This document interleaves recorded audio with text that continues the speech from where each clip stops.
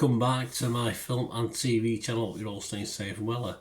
A sunny Altrincham, although it's been a bit misty and snowy the last 3 or 4 days, so it's nice for the sun to be out. It might melt a bit of the snow we've had, although it'll probably make it lethal overnight, of course. Anyway, we won't worry about that. We're going over to Ireland today for this film, and it's a film that I make no apologies for being totally pretty much against what everyone else is saying on this one. Yeah, I'll explain why. We're going to have a look at something that's simply called Small Things Like These. 98 minutes, a 12-day certificate, classed as a historical drama, directed by Tim Millence and adapted by Edna Walsh from the 2021 novel by Claire Keegan. I won't be seeking that novel out too quickly. And it stars great cast, nothing wrong with the cast at all, nothing wrong with the acting ability in this. Cillian Murphy, he also serves as producer on this, Eileen Walsh, Michelle Fairley, Emily Watson, Claire Dunn and Helen Behan, and it's an international co-production between Ireland and Belgium. Yes, so I'm glad in UK I've got nothing to do with this one. And its plot focuses on the infamous Magdalene laundries in Ireland, which you know, if you've anything about it, you probably know a little bit about, like I do. This was released in Ireland and the UK simultaneously on the 1st of November 2024, and I'm doing this recording a little bit later. It took me a while to get a watch of this one, but 10th of January 2025 I'm doing this recording, so all comments and scores are at that date. About, well, it's Christmas. It's like a Christmas. It is a Christmas film. It's a pretty depressing Christmas film, but a bit of poignancy. It's a bit uplifting if you want to see it as that way as well by the end. But it's set Christmas 1985, which I like because that's one of my favourite Christmases. When I was 26 in 1985, I always put 26 as my favourite age ever. I have no idea why, but yes, Christmas 1985, and it's about devoted father Bill Furlong, who's got a menagerie, a lot of young ladies, daughters, as told through flashback as well of course Bill Furlong's early life as well, which is generally disappointing for him. But yeah, he finds out in normal time in 1985 some disturbing secrets kept by the local convent. We know what they were getting up to, and uncovers shocking truths of his own. There you go. So certainly an interesting synopsis. I look forward to this. I did see all the positive reviews on this, and I can't really believe what I watched, in fairness. You might argue with me on this, but it's all about opinions. Be a very boring world if we all thought the same, wouldn't it? As I said, I'm generally out on a limb with my opinion on this one, but I'm not going to apologise for it. The film, for me, is more about what's not shown than what is shown. And it's a lot of you as a viewer putting your building blocks together to fully understand the story. And I fully understand the story. I can add bits to it in my own brain and get to a conclusion. But it's the actual what we see on screen, and that's what I'm interested in. The lead that they'll play superbly, of course, by Murphy, just needs a bit of. He's one of these typical deep in thought, caring Irishmen that obviously. You know, you see him in the use of, I always remember, was it when Big Brothers first started? You always got these sort of Irish guys who were didn't say much, you know, and it wasn't because they were thinking anything wonderful, it was just because they were a little bit boring. And this guy is a dad. He's a nice dad. He works hard. He cares for his family. But I just feel the need to stick a firework up his ass to get him going, because when he does find a problem, of course he's got to be wary of what he's doing. But he's still so laid back. It's almost into last week. This guy, the character Murphy's playing, this Furlong character. And of course, as I said, the Irishman that appeals to so many, especially a lot of ladies like that sort of style as well.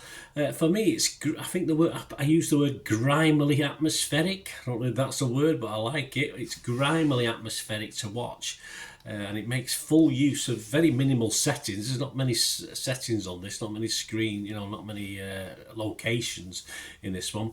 But as a story to inform and entertain is what I'm after. It's not a documentary, this. I'm after a story. I want to be entertained. I want to be thrilled. I want to be the edge of my seat. I want to be happy. I want to be sad.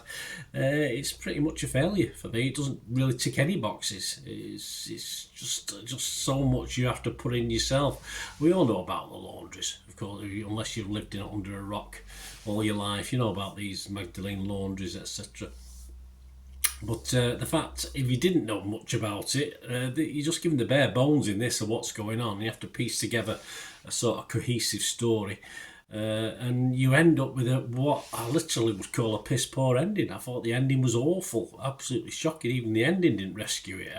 Again, I could piece together the niceness of it, the poignancy of it, but it's just horrible. It's just a horrible film altogether.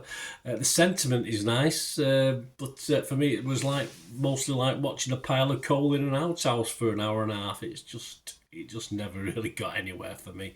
As I said, there's a lot of love out there. Not for me, though, I'm afraid. You may agree, you may probably disagree, because as I say, there's not many do agree with me. A total waste of talent, in my impression. A total waste of time.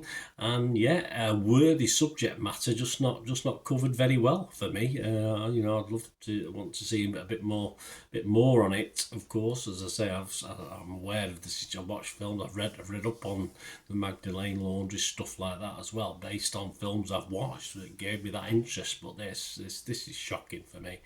My scores, no surprise, I'm rotten on Rotten Tomatoes. I'm negative on Metacritic, and I can't give this a score. I couldn't give it a 5. I don't give it a score. But as I said, it's all about opinions, and that's my opinion. If you want to listen to a couple of other people's opinions that you might respect or you might not, it's up to you. You can take it or leave it.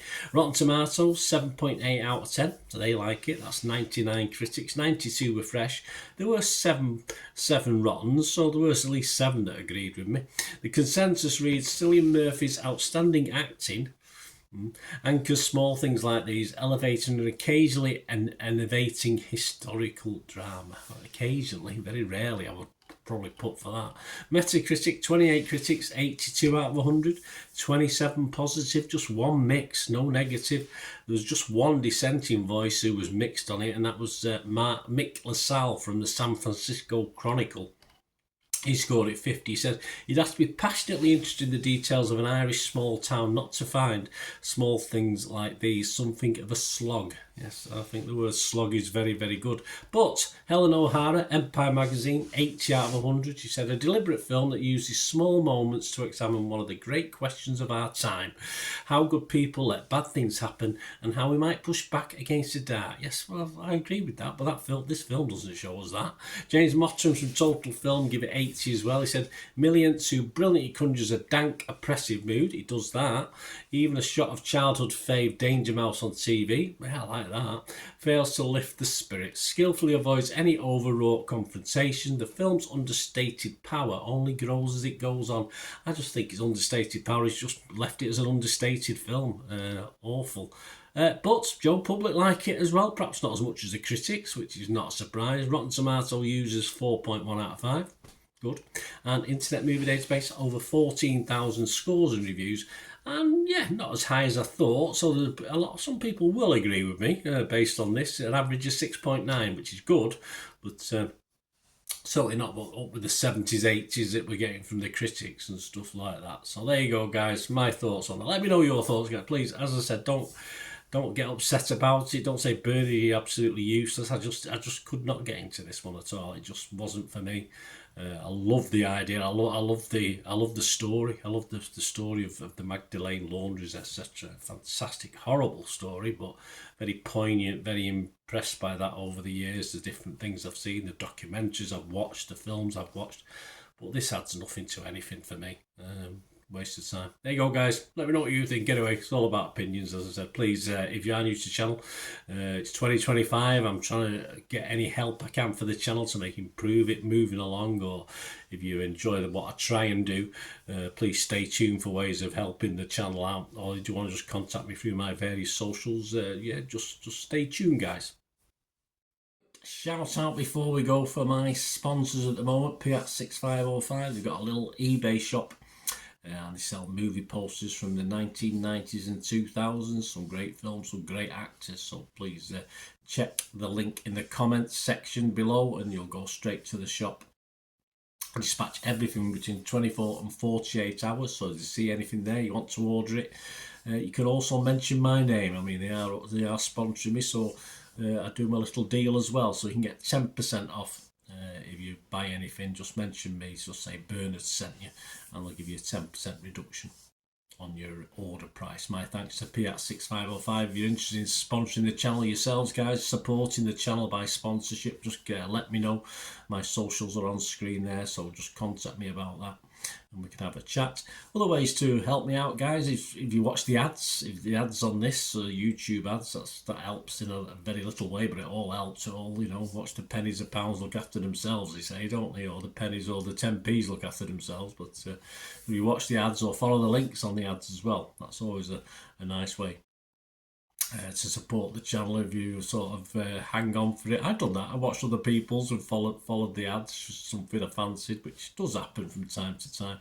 Of course, you can support me by pushing that subscribe button as mentioned earlier, and that of course pressing the button so you know when these vlogs are coming out. And of course I'm always interested in your opinions, and of course you can give us a like, that'd be wonderful as well. So thanks for watching, guys. Hopefully I'll join you very, very soon with something else. Until we meet again, I'll never ask one thing, don't I? Please stay safe, everyone. Bye for now.